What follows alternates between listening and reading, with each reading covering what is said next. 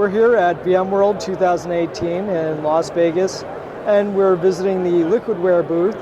Can you tell us a little bit about the company and what you're showing here at VMworld? Sure, Brian. Thanks for coming by.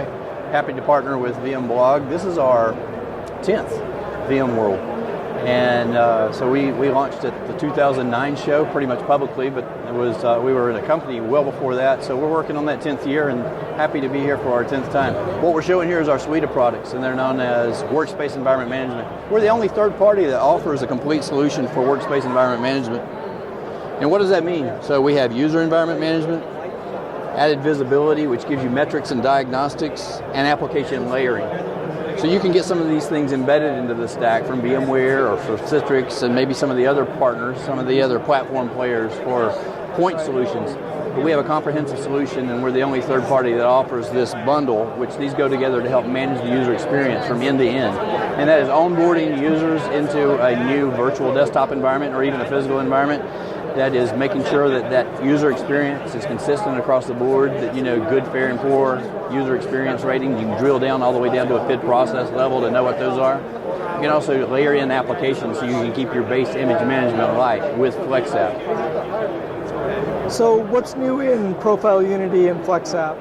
So good question. We just shipped a version of ProfileUnity and FlexApp in the spring of this year. We're speaking to you at VMworld right in August. But we have a new version coming up as well. I'd like to tell you what's new in both of those.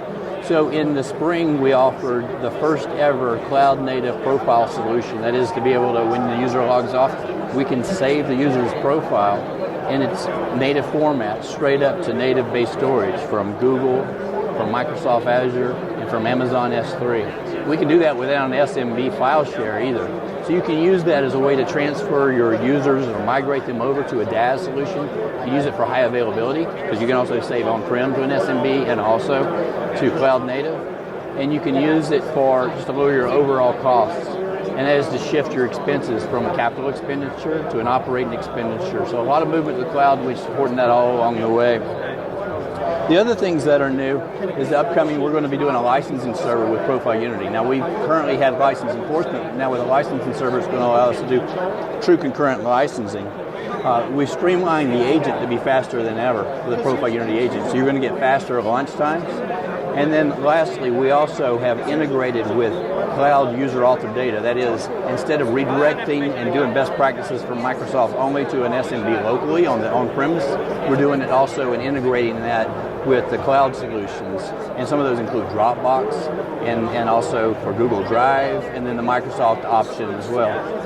FlexApp's equally been updated, and what we're most excited about is that in about a month's worth of time here, we're going to be delivering cloud-native stored applications for FlexApp as well. So monitor that and check in with us. We even have a private beta started with that. If you're interested in that, reach out to me at Jason Smith at Liquidware, and we'll get you on that list. The other thing we're introducing is the ability to start these Flex apps up even faster. That is application layering. We're able to do a block caching local, so we get the application started and bring in the other application bits as they come down. And then we have added enhancements and integration with Amazon AWS. Some of those things we can disclose here, other things we can't. But one of the neat things is that we're integrated to the Amazon marketplace right now. So plenty of things and reasons to check us out. I'd like to let Kevin Cook speak to us today about what's new in Stratosphere. Thank you, Jason. So here at VMworld 2018, we're talking about Stratosphere. In particular, Stratosphere 6.1 is about to launch, and I'd love to show you a handful of new features that are going to be in the product. Why don't we take a look? Sounds great. First thing I'd love to show you is these new dashboards. So in the spirit of significantly lowering the barrier of entry for help desk use cases for Network Operations Center, we've got these new dashboards and this new dashboard builder. Really dynamic, interactive. You can define specific tabs, or each tab in this case represents a different dashboard. All the dashboards can be resized, all the widgets can be swapped in and out. You can define your own KPIs. And what's really cool about it is as you hover over each of these elements, it automatically refreshes it, as you can see. Great information and actionable details for help desk and other organizational uses around really quick and easy consumption of KPIs. The next thing I'd love to show you is a new feature in our connector ID key, our very lightweight agent. We've added the ability to now provide some process optimization functionality. So with very simple defining of optimization aggressiveness or optimization roles, we can now look at your overall workspace and based on the in-process or in-focus application, we can de-emphasize other applications to ensure that those applications right in front of the user are getting the resources required, thus decreasing help desk calls, decreasing my computer is slow kinds of complaints. You can, of course, exclude and include specific applications as necessary. The next new thing I'm kind of excited to share with you is around traceroute. Again, from the point of view of our connector ID key, traceroute gives you the ability to measure things like destination address, latency, jitter, and hop count from the endpoint back to the data center. Really great information, and in the context of Stratosphere overall, this allows you to look at that time period across users, across groups, by application, or at individual instances for specific users or specific help desk calls. Again, really great actionable information within Stratosphere, this time more at the network and physical layer, supporting things like display protocol as well as other TCP and UDP port transactions. The next thing I'll talk about is our new event log feature. Again, as with all Stratosphere functions, we're capturing this information from all of our Windows workspaces all of the time. So in this case, we have the ability to aggregate event IDs or event sources for anything that Windows is reporting on, whether security, whether an event informational, or an error type of an event. We can capture not only the error counts and the event IDs, but we capture any of the free text and event messages that are provided.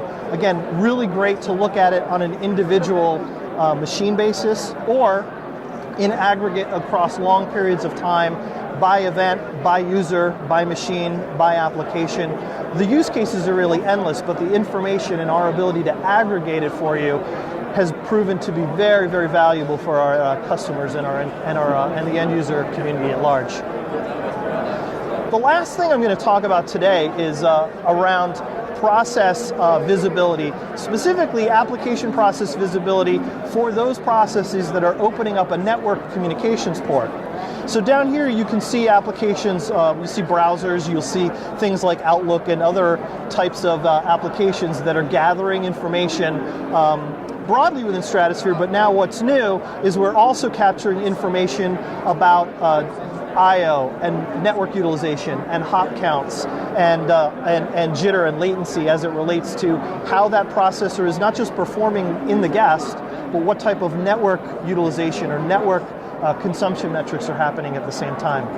Again, really great deep information within Stratosphere to give you the information to help you to determine user experience in use cases such as onboarding, migration, validation, diagnostics, troubleshooting. The list goes on and on and on. But we're really excited with this innovation and the new release of Stratosphere 6.1 and look forward to your feedback. Great.